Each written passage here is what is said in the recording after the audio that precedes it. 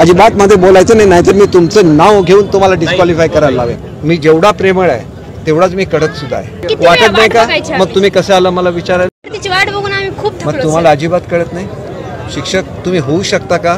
तुमची site open झालेली आहे. साईट ओपन आहे, रजिस्ट्रेशन आहे सर, पण प्रोसिजर पुढे चालतच नाहीये ना. प्रोसिजर चालत नाही तर तुम्ही गेलं पाहिजे, तुमचा चॉईस दिला पाहिजे.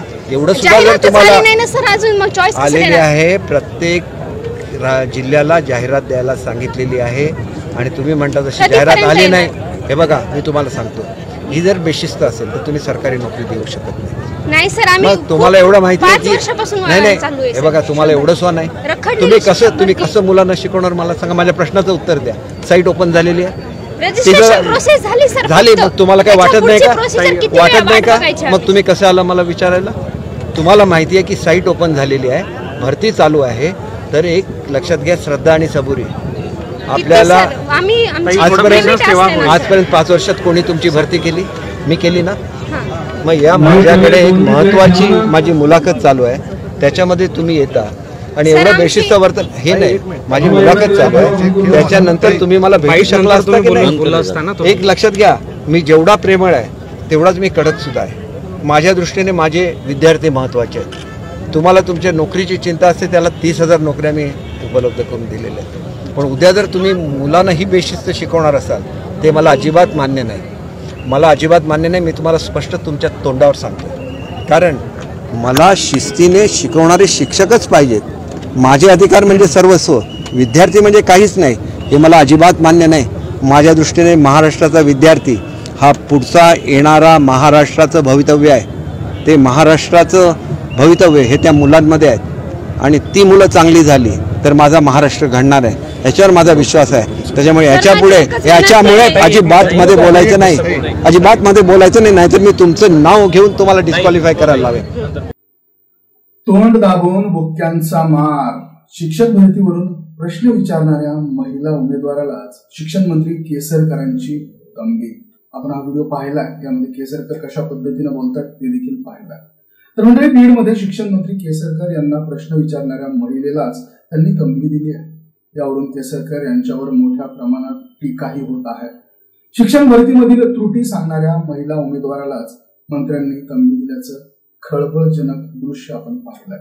बीडच्या श्री क्षेत्र कपिलधार इथे हा प्रकार घडलेला आहे आणि याला आता तोंड दाबून बुक्क्यांचा मार असं बोललं जाऊ लागलाय. शिक्षक भरतीवरून प्रश्न विचारणाऱ्या महिला उमेदवारांना केसरकरांनी हे बोललेले आहे.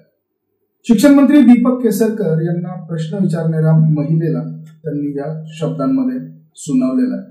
तर केसरकर यांच्यावर मोठ्या प्रमाणात आता टीकाही होती आहे. शिक्षण भरतीमधील त्रुटी सांगणाऱ्या महिला उमेदवारांसोबत त्यांनी असं बोलणं योग्य नाही, असा देखील सूर आता उमटू लागलेला आहे. तर म्हणजे शिक्षक भरतीच्या प्रक्रियेवरून हा सगळा प्रकार घडल्याचं आपण बघितलेला आहे. या सगळ्या घटनेमध्ये एका महिलेसोबत शाब्दिक चकमक उडालेली देखील आपण पाहिले आहे. त्यावरून दीपक केसरकर संतप्त झाल्याचंही पाहिलंय आणि ते म्हणाले की हा बेशिस्तपणा खपवून घेतला जाणार नाही, तुमचं नाव घेऊन डिस्क्वालिफाय करायला लावेल, असा इशारा त्यांनी यावेळी दिला. राष्ट्रवादी काँग्रेसच्या खासदार सुप्रिया सुळे यांनी या गोष्टीवरती टीका केली आहे. केसरकर यांच्यावर टीका केली आहे. महिलेची शिक्षण मंत्र्यांनी माफी मागितली पाहिजे अशी मागणी सुप्रिया सुळे यांनी केलेली आहे.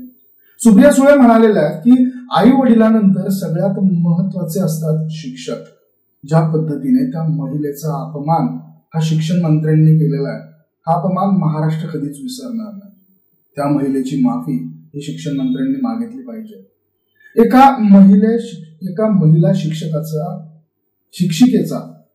महिला शिक्षिकेचा अनादर या ट्रिपल इंजिन सरकारने केलाय. जोपर्यंत ते माफी मागत नाही तोपर्यंत आम्ही स्वस्थ बसणार नाही, असं देखील त्या म्हणाल्या. शिक्षण मंत्र्यांनी उमेदवार महिलेला धमकी दिलेली आहे. गेल्या 5 वर्षांपासून एक शिक्षक महिला ही भरतीची वाट पाहत होती. सरकारने 30,000 शिक्षकांची भरती घोषित केल्यानंतर तिने शिक्षक भरतीसाठी अर्ज केलेला होता, पण सरकारी प्रक्रिया काही पुढे सरकत नव्हती आणि म्हणून तिने त्यांनाच याबाबत प्रश्न विचारला. पण ती साधी तरुण मुलगी आपल्याला 4 चौघात प्रश्न विचारण्याची हिंमत करते, याचा मंत्री दीपक केसरकरांना भलताच राग आलेला दिसतोय. आणि मग काय, मंत्री महोदयांनी या मुलीची अक्कलच केली. दीपक केसरकर हे या महिलेवर चांगले संतापले.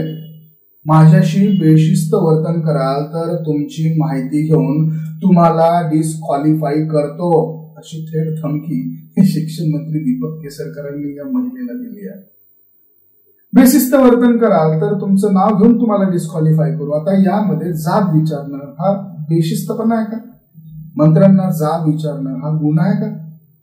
गेली 5 वर्षांपासून कुठल्याही पद्धतीची भरती महाराष्ट्रामध्ये झालेली नाहीये आणि ज्या पद्धतीच्या राजकारणात घडामोडी घडत आहेत त्या घडामोडी बघता निश्चितच आता मंत्र्यांना, संत्र्यांना, आमदार, खासदारांना जाब विचारला जातोय.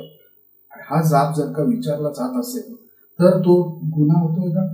आम्ही एखादी गोष्ट विचारायची आणि तुम्ही आमच्या डिस्क्वालिफिकेशन पर्यंत जायचं, तुमचं नाव शोधून तुम्हाला डिस्क्वालिफाय करू, अशा पद्धतीच्या धमक्या देणार एखाद्या मंत्र्यांकडनं या अपेक्षा जनतेला आहेत का? शिक्षक हा एक महत्वाचा भाग आहे आणि शिक्षक हा लेकरांना घडवत असतो, मग तो लहान असो की मोठा असो.